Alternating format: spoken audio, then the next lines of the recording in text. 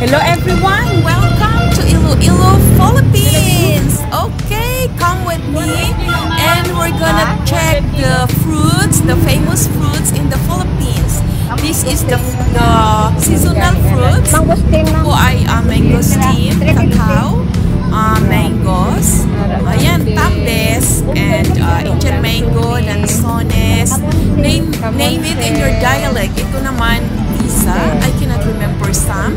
At ito naman po ay avocado and camoncel. I will say some name in Ilocos, so just name it in your own dialect.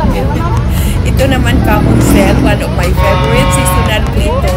Not all the time, not all the months as they have their this kind of fruits. Ito naman tambes. At ayan, namimingwit kami. Talaga namang kapisan sang friend. Yan, medyo mataas, kaya kailangan talaga yung pangsungkit. Kasi napakataas niya, po pwede namang umakyat dun sa taas. Kaso mayroon pong yung talagang hindi siya makayang abutin ng pangsungkit. Ayan. So, napakatamis po ito. Ayan, yung iba nalalaglag. So, po pwede namang damputin kasi malinis din naman. So, po pwede nating hugasan. So, ayan. So, ito naman yung langka. So, jackfruits or langka in Ilonggo. Ganun din po sa Tagalog. At ito naman ay papaya. And then, chicos. Ayan, calamansi. Yung maliit na calamansi. Ayan po, almost ripe na siya. And ito naman yung coconut na dyan lang po nakukuha sa paligid. Yan, sa taas po ng ano nito, ng cottage, nandyan po yung mga trees. So, ito naman, what do you call this? Galangan? I don't know. Oh, dalandan in Tagalog. Okay, so in Ilonggo, galangan, I think.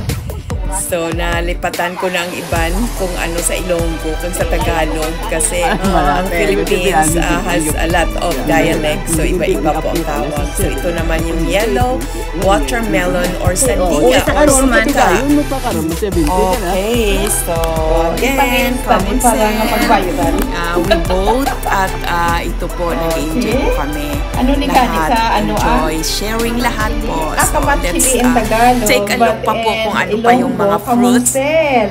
At syempre lahat po tayo kapag fruits, halos 99% gusto po ng fruits, di ba?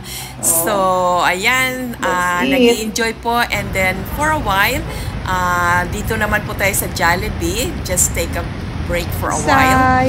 And then, ayan, ito po ay ang mangoes ng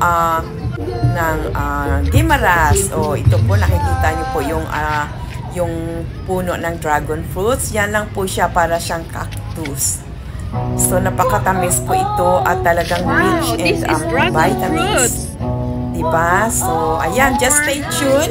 And before I forget, please don't forget to subscribe Gina Jean's channel. Okay, let's go more.